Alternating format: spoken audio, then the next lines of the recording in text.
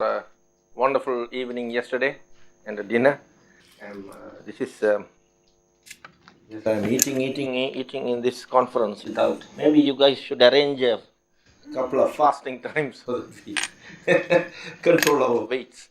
So you have at the last Monday I thought that maybe the conference didn't have the perspective yet, but then we had very good technical lectures in fluid mechanics, control of fluids. Sometimes even too technical, right? So I thought maybe, say if you want to start as a student, who want to start working on this subject, then you want what's called, you want to first be able to hook and climb. And when you start looking at the Navier-Stokes,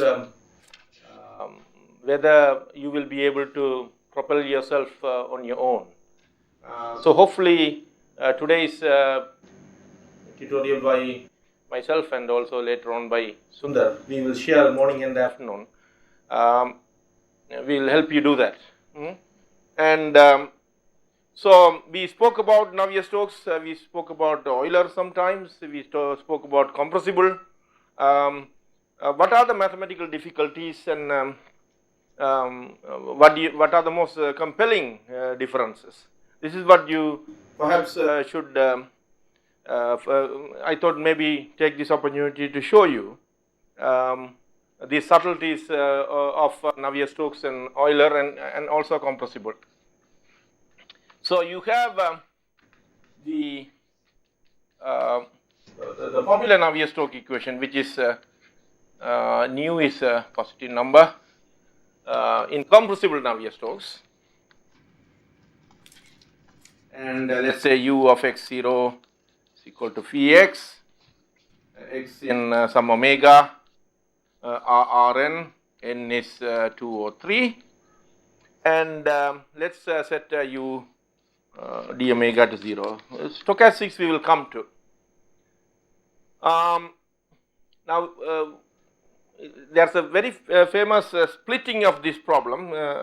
Some of you have heard me talk about this before. It is called the Euler-Stokes splitting.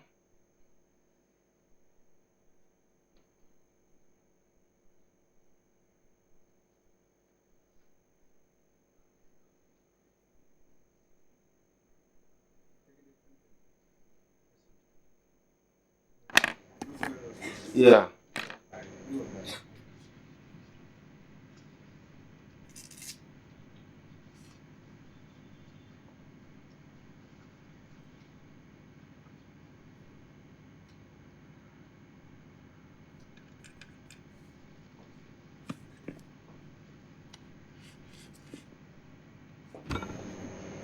So the splitting of a partial differential equation is not didn't start in fluid mechanics, even though motivated by fluid mechanics. In fact, in the 60s, there is a famous book by N.N. Yanenko.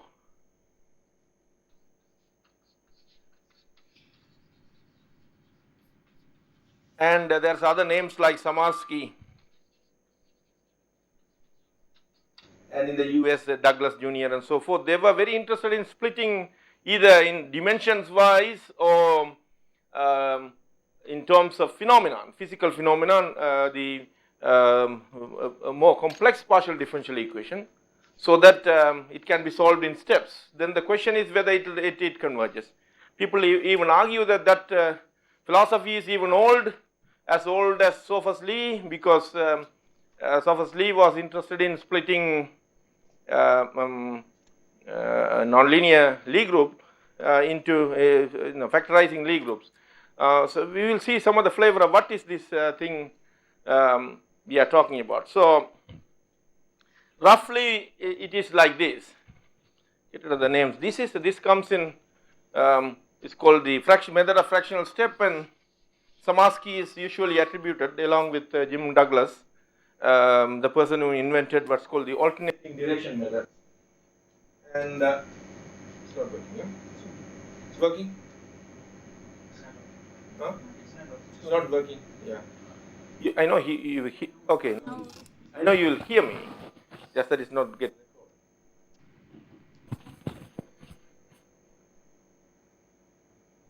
in the high school, middle school days, principal comes to the class. If the class becomes too noisy, he comes to the right, he gets up and comes to the class, and he usually starts off by saying, that's the reason I hear your voice.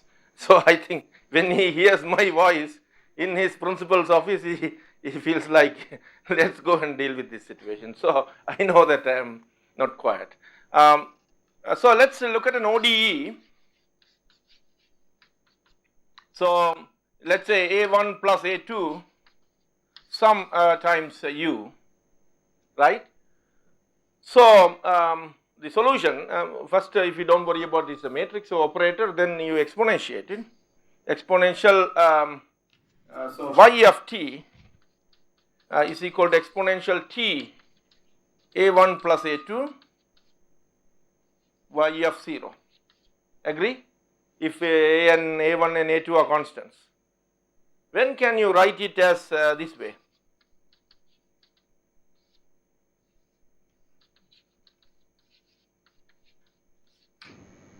Can I write it this way? If they commute, then you can write it. If A1, A2 commutes, then I can say it's not equation. Oh, you noticed it. You. Did I say you? I probably. I'm like you waking up. So, good. Thank you for waking me up. Okay, so when the correct answer came from you?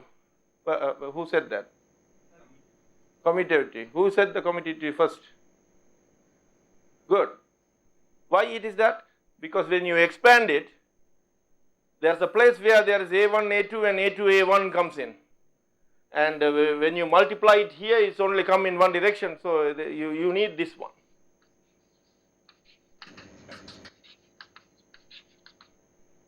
It's also sort of popped up in the Professor Adimuthi's lecture a little bit. Anyway, but let's say that you have that. So this philosophy is actually being pushed to constants, matrices, differential operators, even nonlinear situations when these are nonlinear differential operators. So that's all these Crandall-Liggett theorems and all these nonlinear PDE jargon, and therefore this is essentially, you regard these two as differential operators, then this becomes a partial differential equation. So what does this tell you? Maybe I didn't answer your question. You started saying something? I just want to change my place. I cannot see. Oh yeah, you can. So what does this say? This says that first solve the first solve one problem, essentially dy by dt, or maybe dx by dt is equal to a2x, and then use that the initial data to solve the other problem, right? dz by dt, or maybe dy by dt is equal to a1. Let's write it z. So now, like splitting two problems, do one after the other. Say you first solve this problem, but this is not the solution you want, but this is what you want, right? So, and therefore, it asks the most layman question: when can you take a partial differential equation, split it into two pieces, somewhat arbitrarily, because you feel that is convenient to write that way, and then maybe iterate from one to the other and expect to get the solution, right? So this splitting, and I can come back and later on explain you the Crandall-Liggett ideas and so forth. It all sort of builds upon this type of ideas. You often attributed to Lee and Fronter. So first Lee and Trotter, this type of that you can take a PDE, split it up, maybe 2 or maybe n step. Why did I write just 2? Maybe I take something and write it an n step. The whole Yanenko's book is about splitting that this way. So then it's natural to ask, why? Because it is maybe helpful to take a more complex PDE and try to understand it. Why not split this into two pieces, right? And so that didn't evolve with 1 or 2 papers in fluid mechanics. It evolved by many papers and literatures in engineering, computational fluid dynamics, and so forth. So we cannot pinpoint to the that's Lyons or Chorin. Sometimes it's been attributed that way. Say that they did it. Okay, so then Euler-Stokes splitting. So which one you like most? You probably like the Stokes first, but the interesting one is Euler. But we write the Stokes. So the Stokes equation looks like du by dt is equal to minus gradient p plus nu Laplace u, div of u is equal to 0, and u of d omega is equal to 0.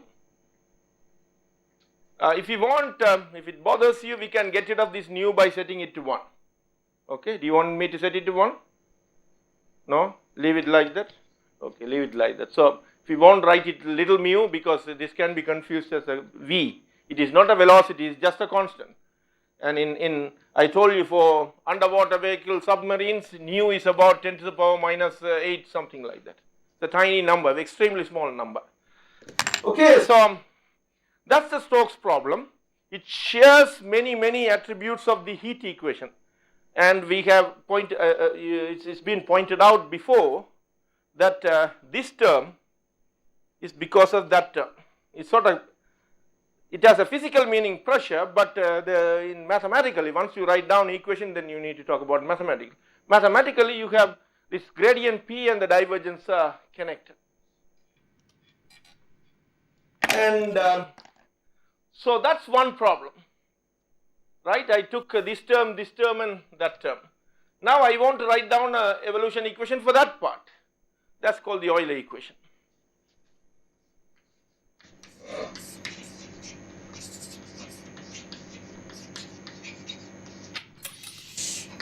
So the Euler equation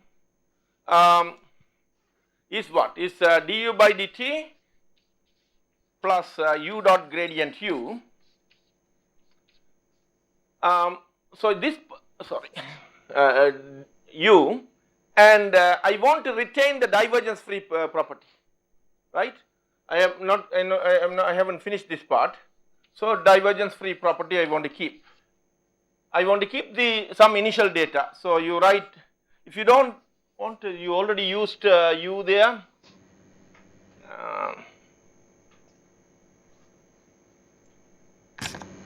Do you allow me to change the notation? Because you don't want all u's. Maybe you write this is as z.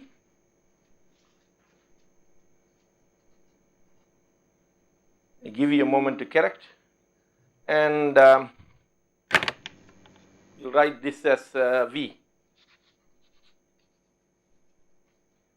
dv by dt, v dot gradient v, div of v, and then v of d omega, let's say, is equal to psi x. V of x0 is equal to psi x, x in omega. I want your help.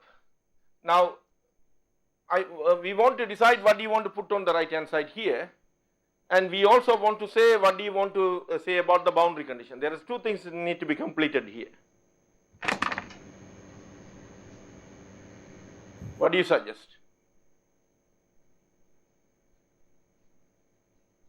And how do you even think about it? Say here, I need to put an initial data, right?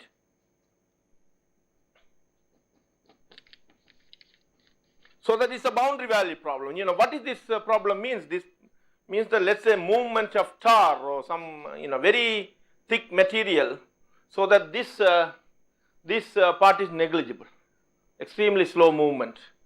So I neglect that. Notice that I retained everything else, right? You agree? Divergence free condition is there, initial data, and the fluid actually stick to the boundary. Here also I have a divergence free, and therefore I need to put a gradient here. It's the way the Helmholtz decomposition works. So we put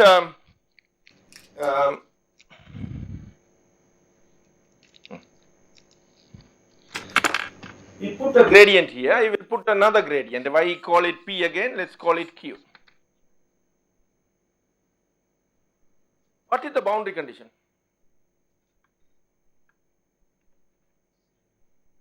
Why is that? So the proposal is your name? Vigneshwar, right? I know you told me about 5 times.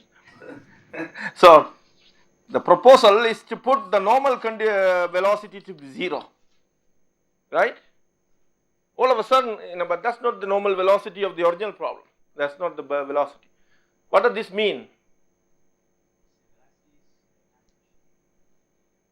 Yeah, so what he is proposing, say here, if you have a boundary, and let's say there is fluid here, right? So you have outer normal, this is your omega, outer normal n. So at this point, let's say the velocity is supposed to be pointing here. So the velocity in the can be decomposed into u dot n and u dot tau. Tau is the tangent, right? Here we are essentially saying that both are 0, right?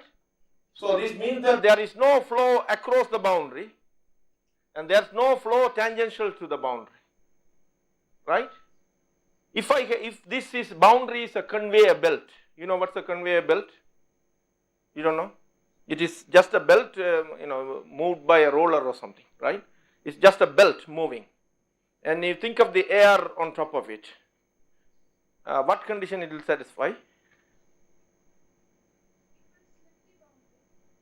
It will slip the boundary.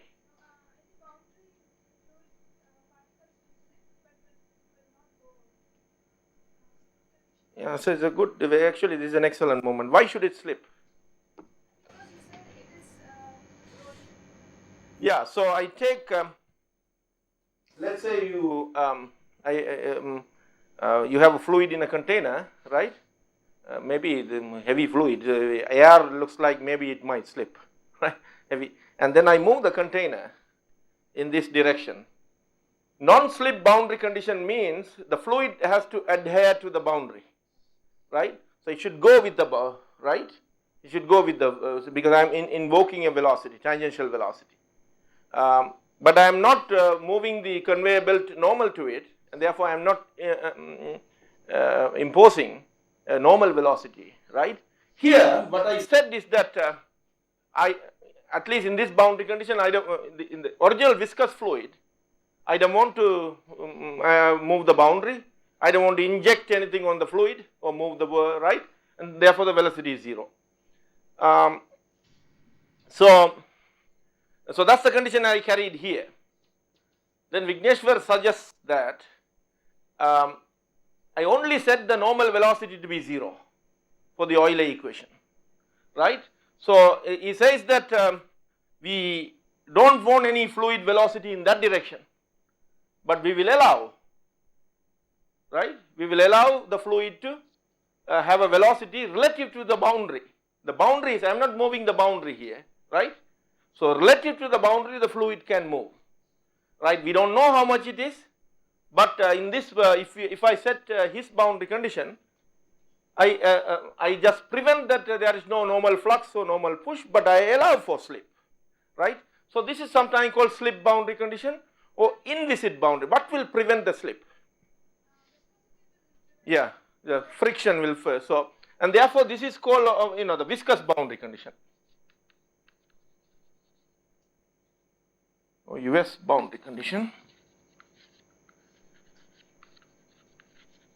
The viscous boundary condition is also put here, right? If you notice. Here, if I only say that the normal velocity cannot, should be 0, tangential, I don't care what you do. So you are allowing it to slip. So this is called inviscid boundary condition.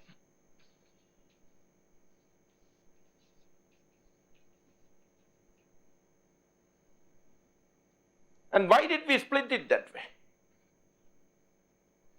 Now it's going to put some interesting conditions on the function spaces, right? On the function spaces. So anyway, so we will get to that. But notice, so traditionally, because of fluid mechanics, the mathematicians didn't go and immediately arrive at this one. Fluid mechanics invented these conditions. Those days, at a time when there was no difference between mathematics and mathematicians and fluid mechanics, and that generation is coming back again. So they physically, by physical argument, they say that this is the right condition. That is the right condition for Stokes' problem. The Stokes problem. So why not try that lead trotter type philosophy and maybe compute the problem, or maybe prove the Millennium Prize problem, right? First evolve that one according to some semigroup, right? Just Heli-Yoshida semigroup. Evolve this problem, and then maybe iterate between. And so where should the difficulty come from? For us, from walking away with $1 million in the next hour, where should the difficulty coming from? Say it again. Repeat the question, sir. I say that I want to, let's say, prove that this problem for an initial data that is reasonable and a nu that is arbitrary is uniquely solvable for all time, right? And then we splitted the problem, and then it looks like, maybe we prove it is reasonable to prove something like that using function analysis, provided you can prove that this has a unique solution for all time and that has a unique solution for all time. Maybe there's a commutation error. That's where the difficulties are going to come from. Why don't I give you something? Let's say I guarantee that maybe I know how to prove this one. This is of course going to be a nonlinear semigroup in one of them, but let's say I assure that maybe we can prove the iteration would converge. So where will the difficulty coming from?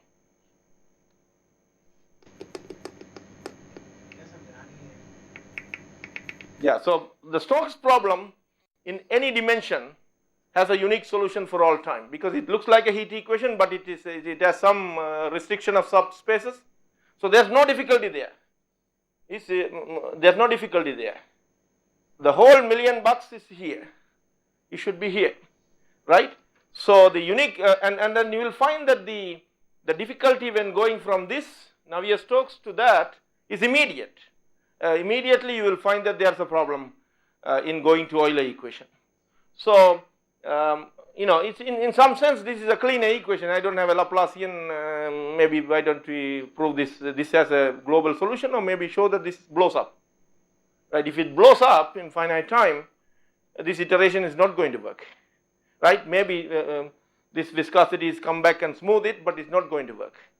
Okay, so having said that, let's the next step we want to do is to see what is the first challenge you have in taking an energy estimate and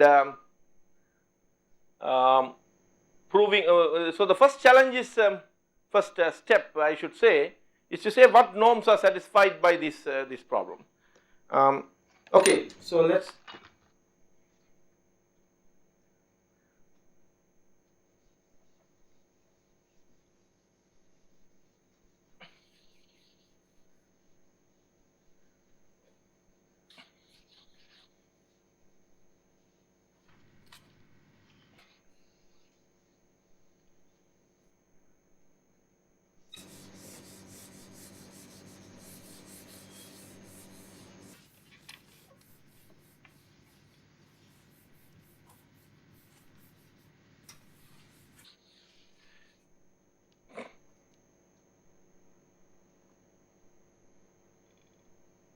So the next question I want to ask first is the energy estimate we get.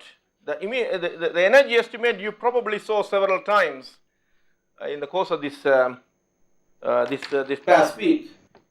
Is it applicable for these all three problems, right? What is the energy estimate we saw several times?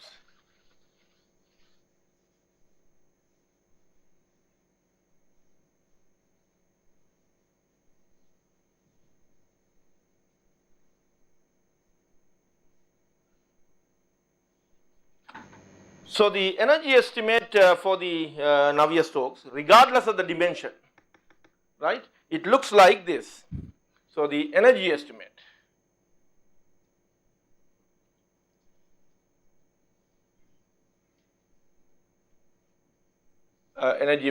or you can call it the first a priori. The concept of a priori estimate is that suppose you do have a solution, it is smooth as you please, what norms it will preserve, right, and then you go look for a solution. So, and therefore, when you take energy estimate, you can manipulate things freely, but you just go and see what norms it appeared to bound. So, the energy estimate looks like this.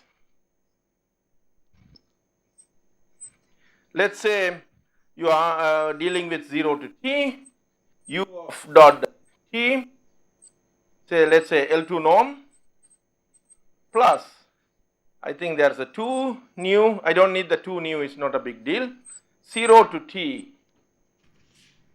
gradient of u dot t L2 omega squared dt is less than or equal to, I will put a c, I do not need a c, but I will put a c here. The initial data, which is u of x of 0, let us get it as a c, L2 omega squared.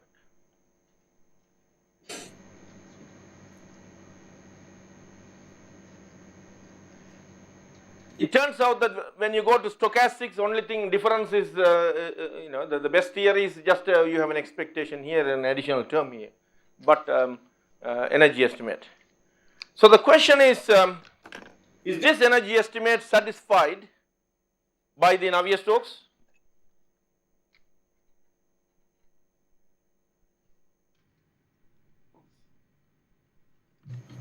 And is it satisfied in 2 and 3 dimension, okay?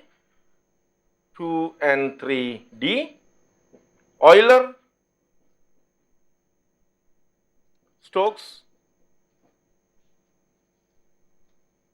2 and 3D, 2 and 3D. How many of you know the answer? Of course, we are going to see. Good deal of the challenge in the Millennium Prize problem and the difficulties we will see in developing a control theory starts here in understanding when does it satisfy, when it does not satisfy, which equation satisfies, which one does not satisfy. How many for this? Raise your hand. In 2 dimension it satisfies. 3D? You're not sure? Yeah, it turns out that 2 and 3D it satisfies. So, we need to understand that, right. So, the answer would be yes for that. Euler, I eliminated friction in the world, so life should be better, right? Things, right? Philosophically, it looks like if you eliminate friction, it should be better. It's just that it thinks then there's no control. But so we will see. How about Stokes?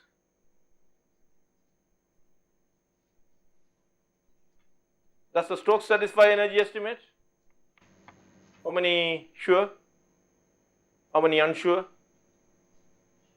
Not sure? So many in between. In between. Huh? There is not sure, unsure, in between. Turns out that Stokes also satisfies. So why do you think the Euler doesn't satisfy? The nonlinearity, and we drop the viscosity. And if it doesn't satisfy, then what do you do with the Euler? In fact, there's a famous story of a famous development in which is often used in quasi-linear hyperbolic and many other nonlinear time-dependent PDEs to get local solutions. Started by Kato, Tosayo Kato, trying to find an answer to that. what happens, how do you deal with the situation when you do drop viscosity, the whole Kato method. And then it's fascinating. Kato then writes, I think I'm trying to see, think about the year, 1975, a paper where he unifies many PDEs, which are sort of utterly disparate looking. One end is as quasi-linear Euler equation, and the other end he has the Dirac equation for relativistic electrons. Sort of unifying the work of Leonard Gross and so many people in one paper. In getting local solutions, essentially the idea starts in thinking about the Euler equations of incompressible flow. So let's first take the very well known energy estimate for the Navier-Stokes equation, and in taking that you will understand the situations, the other two, and then we will go and understand what do you do when you don't you don't have even this. This is supposed to be the minimum you have. Okay, so the Navier-Stokes equation, going back to that, is u dot gradient u is equal to minus gradient p plus nu Laplace u, div of u is equal to 0, u x0 is equal to phi x, and u of d omega is equal to 0. So we notice that gradient, so the trick is that you take a dot product with u and then integrate over the whole domain omega.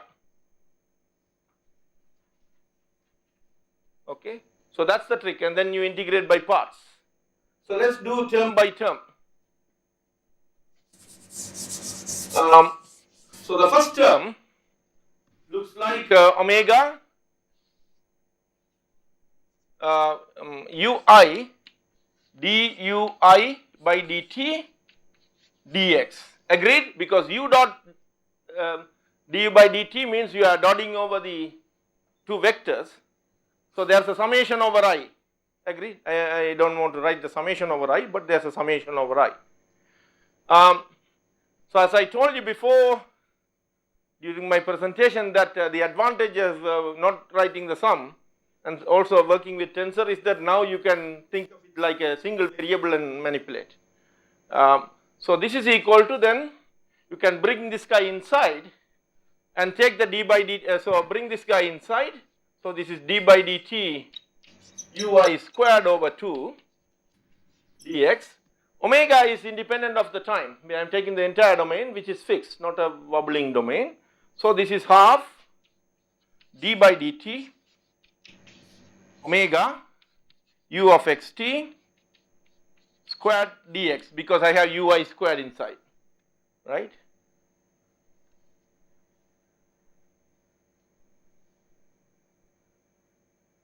So that's the first term. Now the second term. So the second term is omega ui duj by dxi dx, and so that stands for this nonlinearity. So since there is a dot product between these two, I repeat the I sign, left uj as the free index. So when I multiply, I should use uj. So first notice that I can pull this guy inside, right? Because this is ui, I cover that. I have two summations here, summation over I, summation over j, but tensor commands that you could ignore and work with it. So I first pull this one inside. So and write it as omega half ui duj squared by dxi dx. Agreed? Just that part is it's just a differentiation of the square anyway, right? Now I want to pull this one inside, but then I have two terms here. So now I will pull that one inside. So that is equal to d by dxi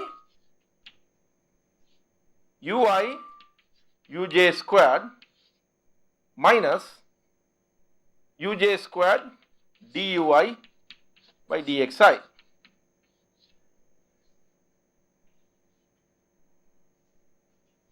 dx. Agree with it? Because it's, if I start with this, it is uy times that derivative, I got that, minus, and then I have uj squared times the derivative of this. Okay, so they are distributing the terms. Help me with the term. What happens to the second term? Why it is 0? Because this is a divergence, you can execute the sum, and therefore this is 0.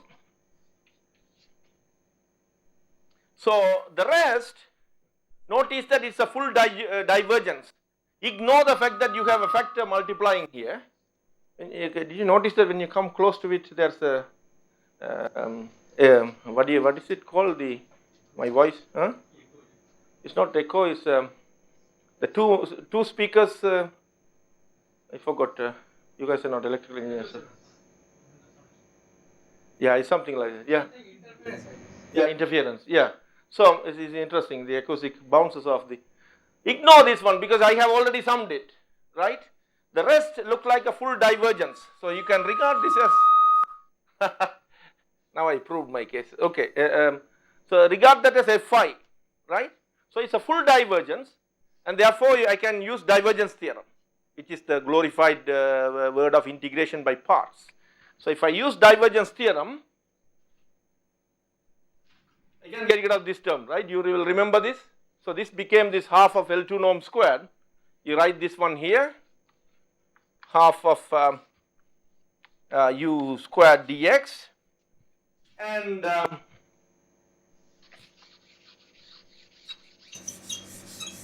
so the nonlinearity, notice that I am not doing anything, any approximations, two dimensionality, right? Yeah.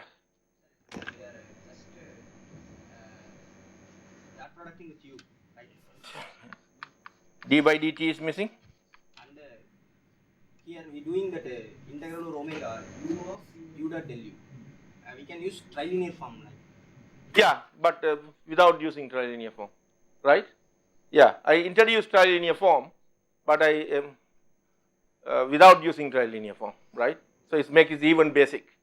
So this term becomes that. So far in the manipulation, I only use the fact that is the velocity field is divergence free, right?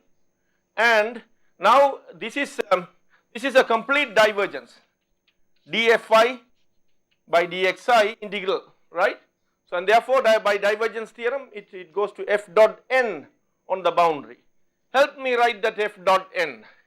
If you have div of f dx, it is written as df by dxi, and you write it as on d omega. Help me.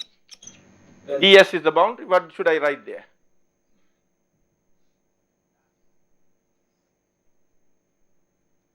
First, in the vectors, in terms of vector, what should I write there? F dot n. You have no problem with that, right? How do you write that in tensor? F dot n. Fi ni. Is fk nk okay? Yeah, right? Because the dummy variable, you can write any. So you write it as fi ni ds. So that's what I should get if I regard the whole thing as fi, right? So now go back and put the term. So if I now go and write it, so it is d omega ui uj squared. So let's write the uj squared first. Ui ni ds is a great moment for us to think about, right? When will this be 0?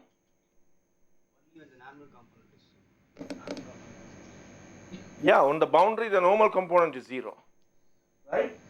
The tangential, so that means there is no flow across, we can allow for a tangential slip, right? You understand? Everybody understand? So far what are the conditions we used?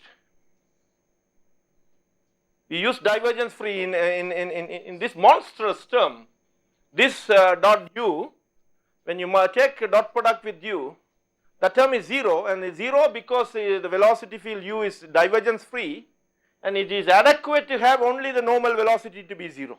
The tangential can slip, right. So this is 0, this is 0. Either velocity is 0 or maybe the both can be 0 too, right. So if u dot n d omega is 0, so inviscid condition is adequate.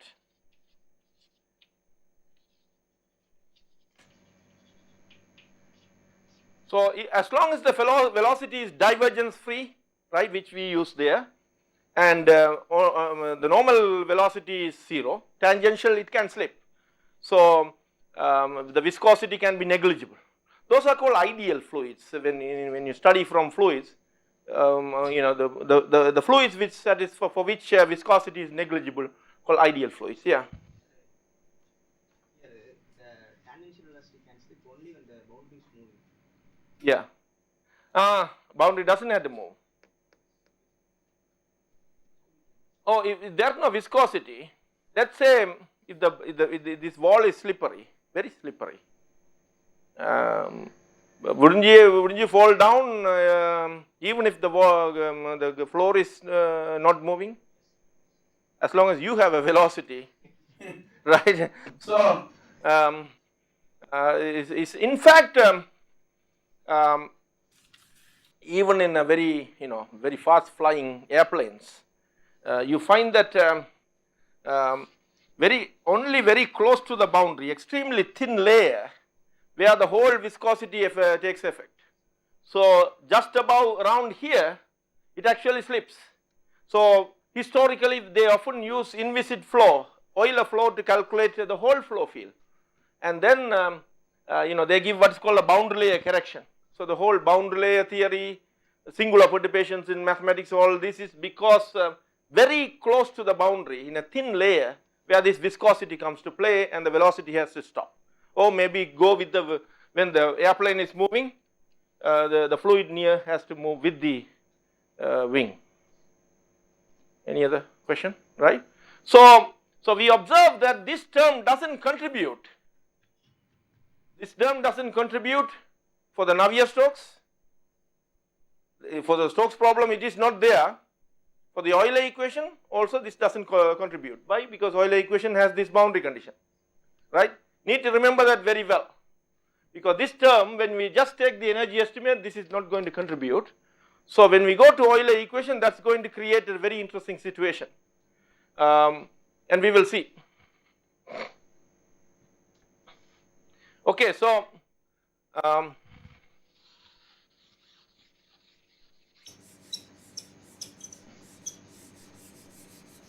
so we have taken care as far as the first energy estimate is concerned. Just multiply by u, this term is gone, right? So I am just trying to get an energy balance. Let's see what happens to that term. We noticed it before. Let's notice it one more time.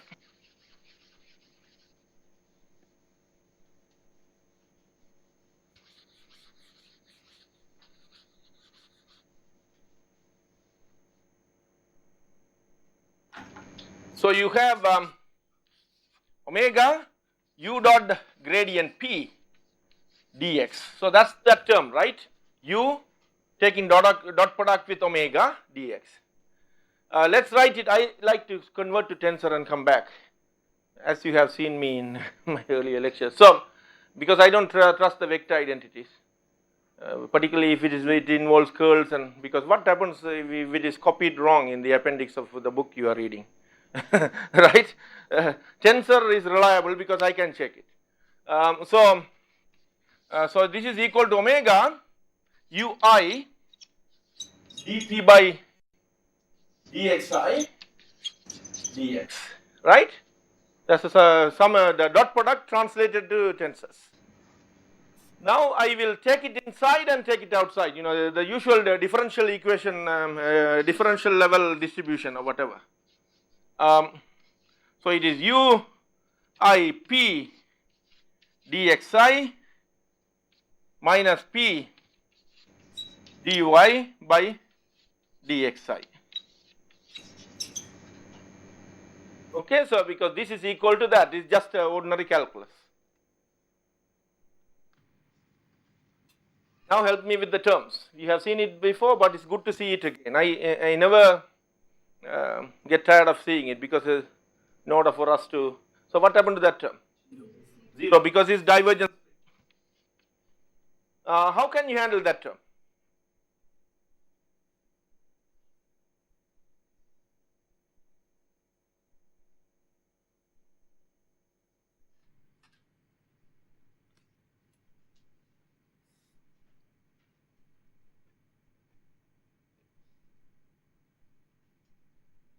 What should we do? I told you this is you going back to, no, let the students answer. Huh? Oh, okay, yeah. Let the students. Again using divergence. Is divergence. So let's regard that as a phi and apply divergence. So this becomes d omega p ui ni ds, just like before, right? We applied divergence.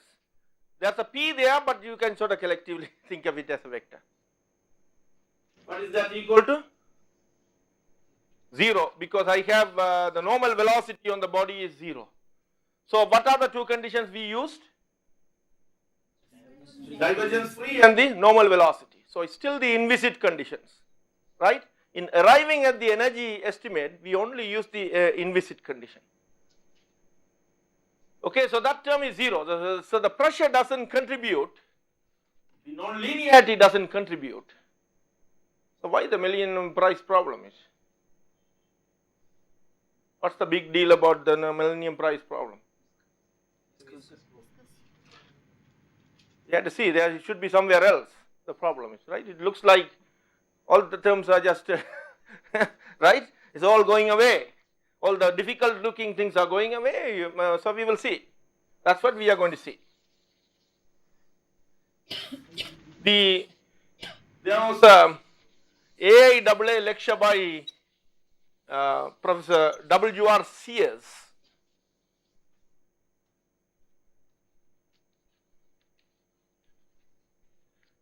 He was a very famous aerodynamicist. If you have studied aerodynamics, there are many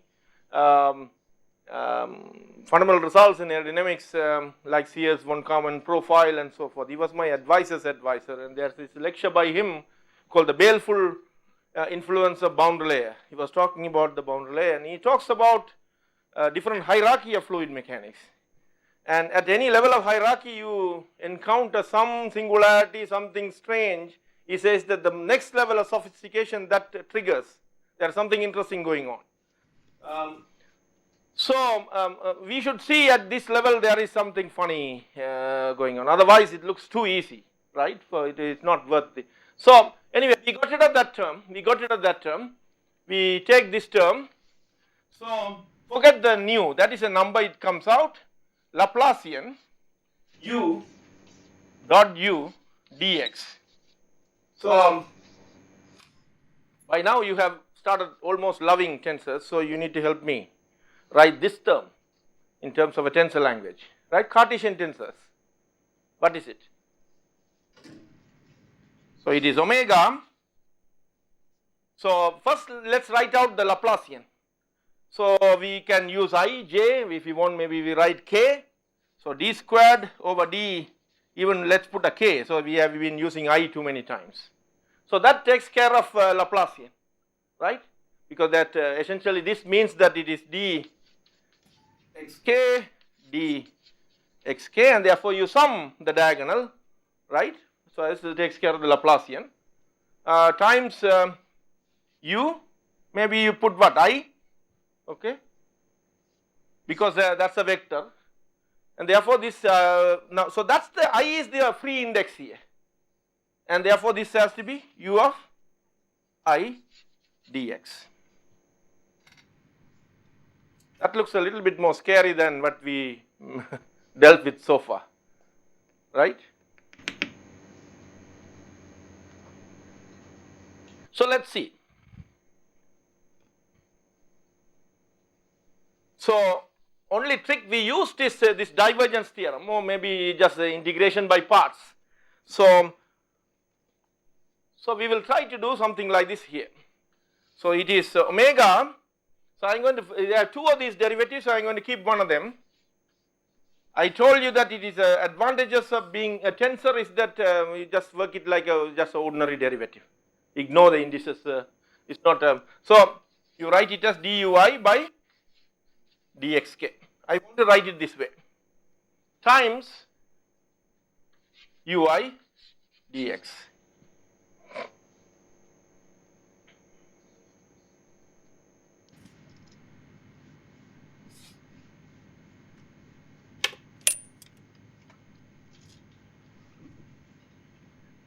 So this one I want to now bring this one inside, it's just a distribution I want to do. So I want to first write the case where this guy is inside this derivative, right, not inside here, but regard this as one entity.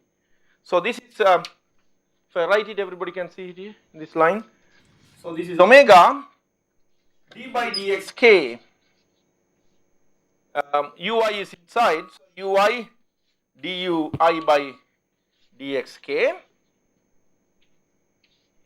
right, you have that, and then minus differentiation of that, so it is dui by dxk, dui by dxk.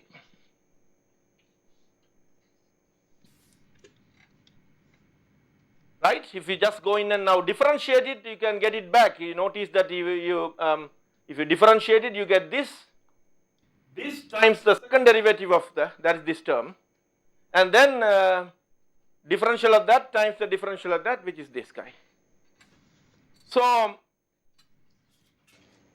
far I started off here, except the first term, none of these other contribute. Hopefully this will contribute something, and in fact it's going to. So we will take a look at, so this term that looks like this is nothing you can do. It's more harder than the original one, so I am going to keep it. So that term we will keep as and call it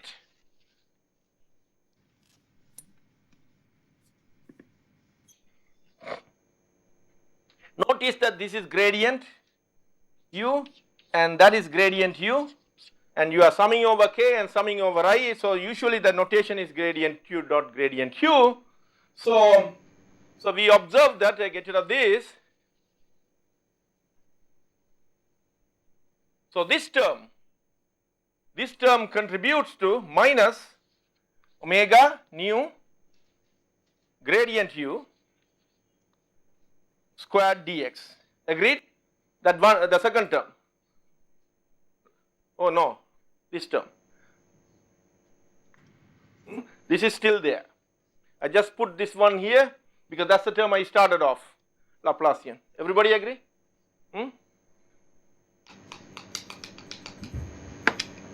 That leaves us with this term.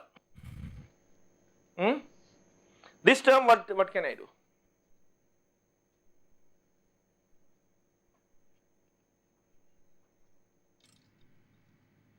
Does it look scary like before? But notice that it doesn't matter. In tensor, you should learn to look at what are the free index first. You should have like that movie, Beautiful Mind, John Nash looks at the wall and then some of the letters see. So when you see a tensor, you should see through, ignore the repeated indices, and immediately you should see this one, right? The k should sort of blink at you. So this is f of k. I write it something like an f of k. So it is nothing but a full divergence, right? And therefore, so that term is equal to d omega, it looks like dfk dxk ds, and that is equal to d omega, sorry, this is still omega, and d omega fk nk ds, right? This is what we are doing here. So help to write that term. So that term will then look like is equal to d omega ui dui by dxk, and there is a normal, right, that is this normal, and the normal is what, k ds.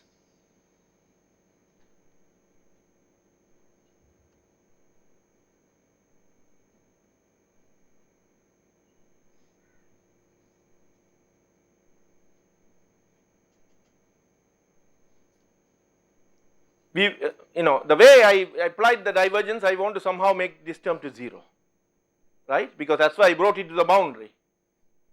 When will this be 0?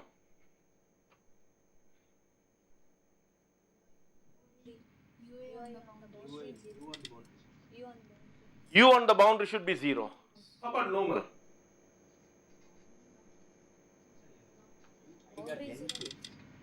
Yeah, that nk is right. This is ui, right? So ui, is there a u dot n here? There is no u dot n here. There is actually a, what is this term going back to vectors?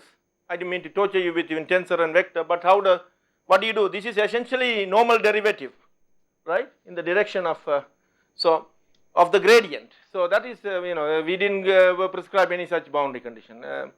So the velocity has to be 0 here. So only now I just use the viscous boundary condition. Do you see that? In manipulating the viscous term, this last term, I used the viscous boundary condition. I used only inviscid boundary condition before. Okay, agreed? Because we will. Anyway, so we are in good shape now.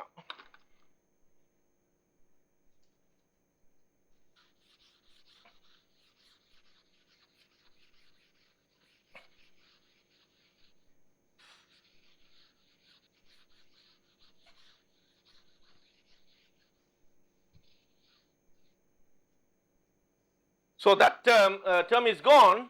So in this entire ordeal we went through, only this term and that term contributed.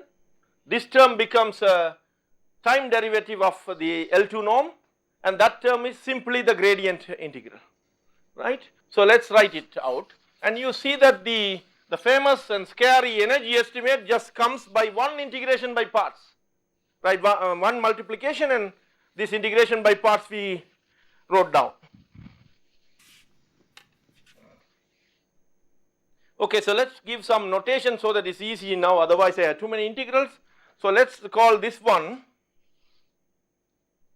u of L2 omega squared, correct? That is an L2 norm anyway. Let us call that guy gradient of u L2 norm squared, because that is the notation for, right. So we ended up with half d by dt u of dot t L2 omega squared. Why do I give this dot business? Because dot amounts to spatial integration. The time is still a variable there, notice that, right, and plus because on the right hand side it is with the negative, so I am going to move it to the left hand side, so it comes with a plus. So plus nu gradient u dot t L2 omega squared, and that is equal to 0, right.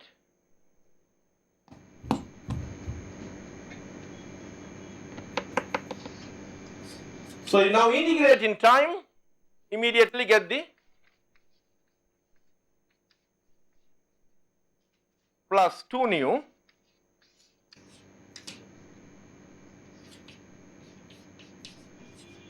dot, let us call it r, L2 omega squared dr. So that is equal to u of dot 0 L2 omega squared. The reason why I had a square is because from that, now how do we conclude? First note that, so everybody agree with this one integration. Now you cover this and note that if I drop a positive quantity on the left hand side, the left hand side becomes smaller, and therefore I will gain an inequality here. And so that justifies this first inequality. Now you drop the second term. If you drop the second term, this will be dominated by that for all time, right, and that justifies the first inequality, right. Supremum of the L2 norm squared plus that. So, this is the energy question.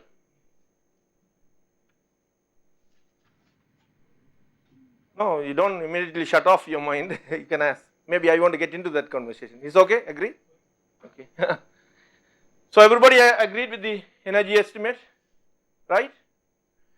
Now, let me ask you a question. So, this is for the Navier-Stokes equation. Everybody agreed? How did I conclude this? Let us go back and look at it one more time. That's the first part is okay. Let us drop this. Then I have that inequality. Now I drop this guy. Then I gain this one for a fixed time and also for all any t, because the right hand side is independent of time, right, and therefore I can supremize the left hand side with respect to time. Okay. So, this is the energy estimate. So, historically the question by Leray and Hoff and the whole Millennium Prize problem is that, okay, we give you the energy inequality, that means that the initial data is in L2, can you prove that there is a solution for all time, can you prove that the solution is unique. But in this talk I want to just see even more basic. Let us because we asked a question about this question, right. So, what is the answer for the first one, which is what we just derived, right, 2 dimension, 3 dimension, I never used the dimension, right, did I use the dimension, I didn't, so is any dimension. The Navier-Stokes satisfies the energy estimate. How about the Stokes problem? The third one. Well, Stokes problem will not have this term, everything else is same, right, it has the viscous boundary condition, right, it has divergence free condition, and therefore it should also satisfy the same energy estimate. So, Navier-Stokes and Stokes satisfy this condition. How about the Euler equation? We need to write the Euler equation. So, we write the Euler.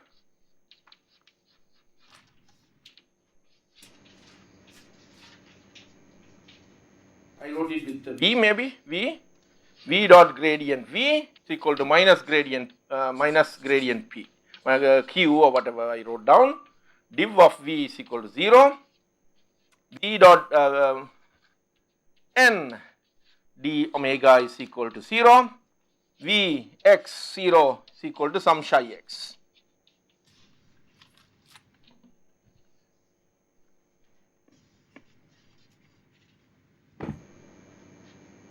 What happens to the Euler equation and the energy equality we just derived?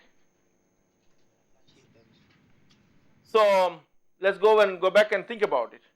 I take a dot product with V, right. So, I take a dot product with V and so I pick up this term, right. What happened to the other term? V dot gradient V, under what condition that was 0 when I integrated? Normal boundary condition, right, only the inviscid condition, right, and the divergence free, and therefore even in the Stokes problem this boundary condition, this divergence free adequate nail that to 0. You agree? How about that one? We use the divergence free condition, we use the normal condition. So, that is also 0. What happens to Stokes problem?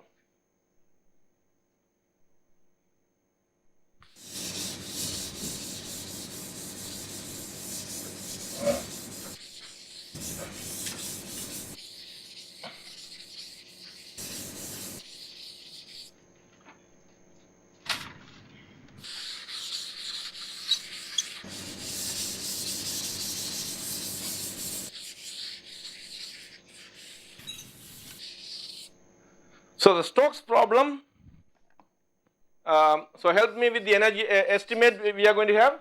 So, the first term will be half d by dt V dot t L2 omega squared, right, Agreed? The second term, so plus 0, and the third term and the term on the right hand side, 0 or minus 0, whatever, 0. So what is the estimate you get?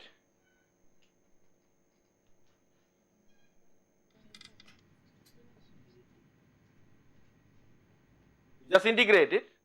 If you integrate it, this at any time is equal to the initial data, right?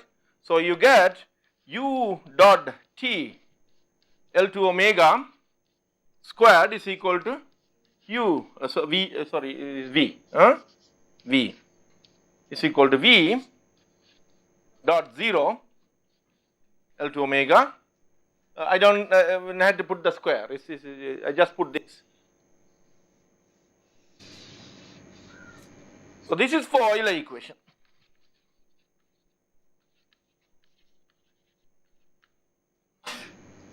Right? So that appears to be the energy estimate. You know, you say that at any positive times, the L2 norm is same. So let's look at these two and say for the Stokes and Navier-Stokes, in addition to the fact that the L2 norm, which is usually called the energy, because the velocity field, square it and integrate it, that's called the energy. This I called the entropy before, right? If for divergence free, if u is 0, div of u is 0, then gradient squared is equal to gradient u, and this is called the entropy.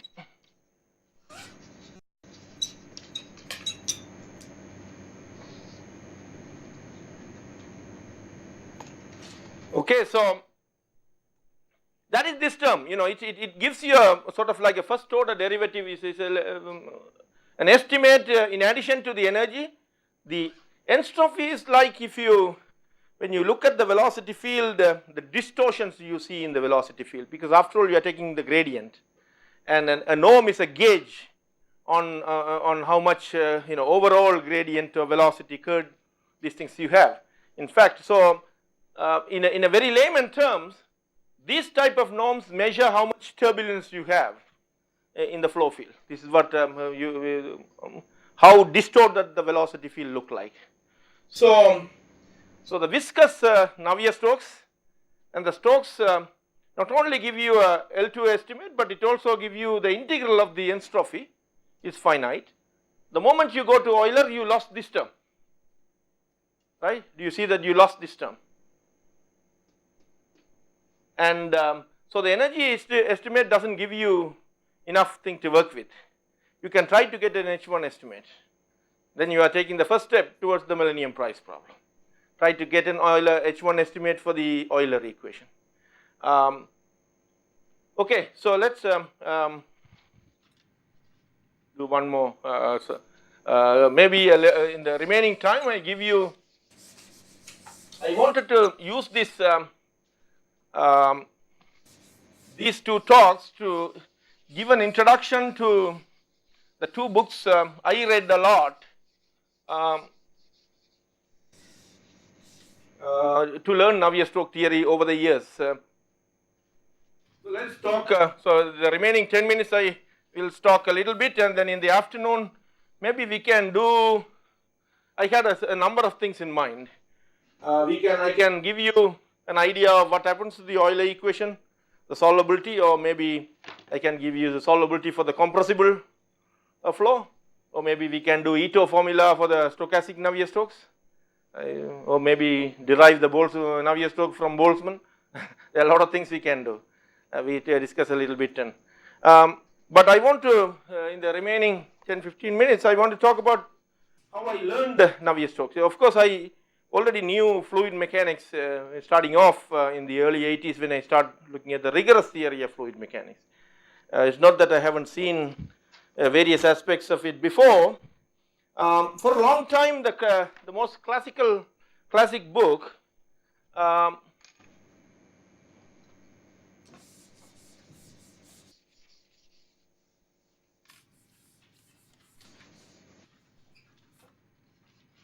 for a long time, the most classic book is by O.A. Ledzinskaya.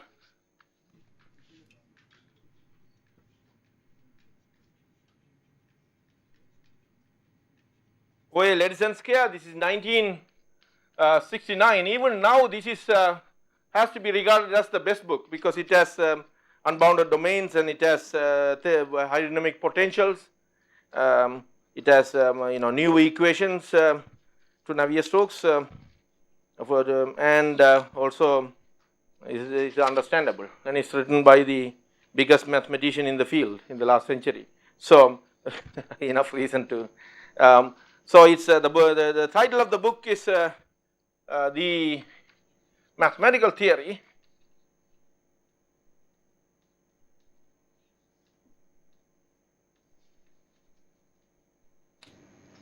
of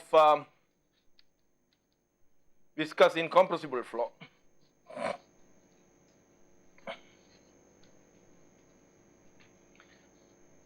So let me put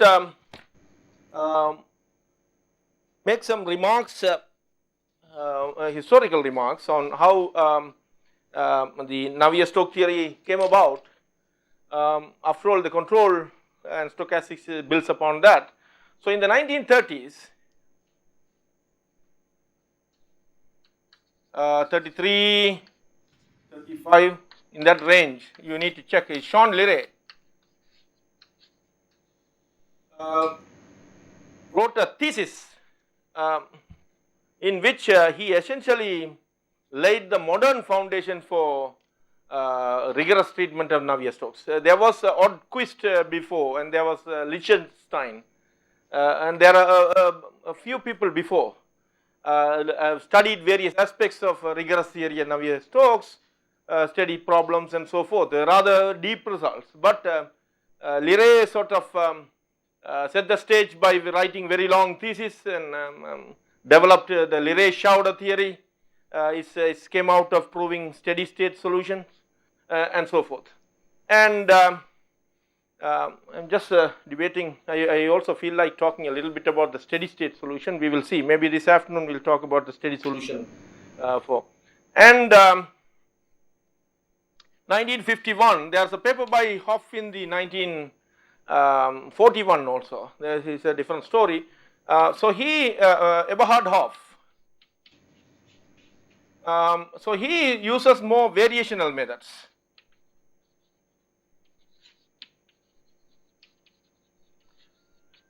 Leray proved many seminal results in his thesis. For example, he proved that flow past obstacle, you have there exists a steady solution for all value of nu using the fixed point theorems of Leray-Schauder, and there are many, and he also heavily used potential singular integral equations and potential theory, so and so forth. As probably one reason why he sort of stayed, his subject was hard today. In the 1950s, is also of course then O.A. Ledzinskaya.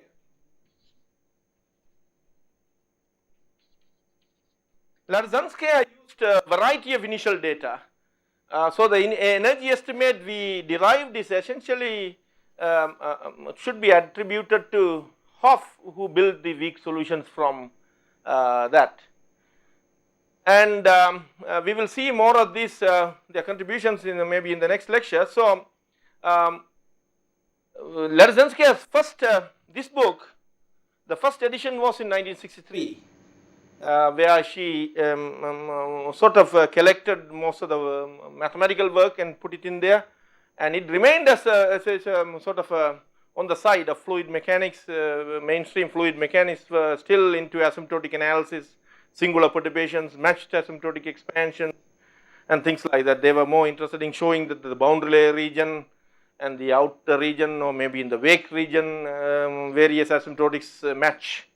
And then 1969, she wrote this book, which is the second edition of the book. Even then, it sort of stayed in the mainstream. It didn't really capture until, I think, even though the rigorous work has been sort of bubbling from the work of Robert Finn, for example, Babenko in the 60s and 70s.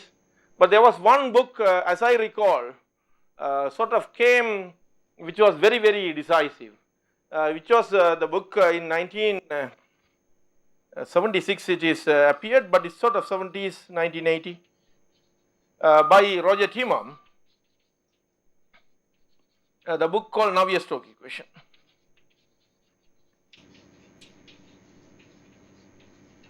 1969 there was a book by J. Lyons which also has many material, but this book was very bold in, and sort of arrogant in some sense to put in front of the scientific audience the rigorous theory of Navier-Stokes as we practice today. It was developed by J. Lyons and Prodi, and then Lyons and his students by all these Gelfand triples and bilinear forms and trilinear forms and all these. Thiruvananthapuram brought everything together and nicely in English language. In French there were books by Lyons, for example. So that it took a while to probably after that, but the sort of subject very well developed afterwards, and sort of for a common understanding of among many mathematicians. It is I think the work of Ledzinski and then Thiruvananthapuram's that famous book. The book I wrote, however, is then he gave a CBMS regional conference series where he summarized many of the results, so which I wrote last time. It's called the Navier-Stokes equations and nonlinear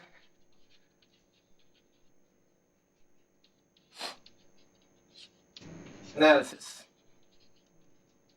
Thiruvananthapuram. Okay, so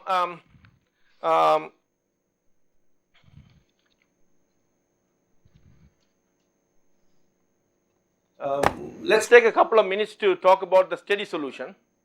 Then maybe this afternoon we'll also tell you what various chapters entail.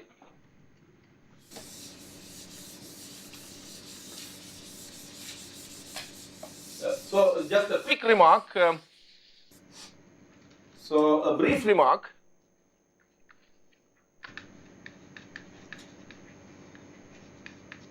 On steady Navier-Stokes equation. So we saw Euler, we saw Stokes, we saw Navier-Stokes. Now how about just dropping the time derivative, right? So if I just drop the time derivative, minus gradient P plus nu plus some forcing F, div of u is equal to 0, and let me put the boundary is equal to 0. That's not the the best, most interesting problem, but let's put that.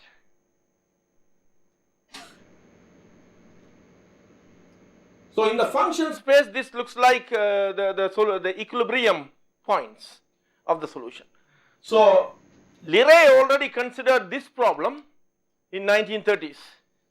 A lot of people don't realize that he contributed greatly to topology, and Leray showed a degree theory and so forth. The degree theory had this was one of the most famous application of Leray showed a degree and the bifurcation theory and so forth, because the solution is not one.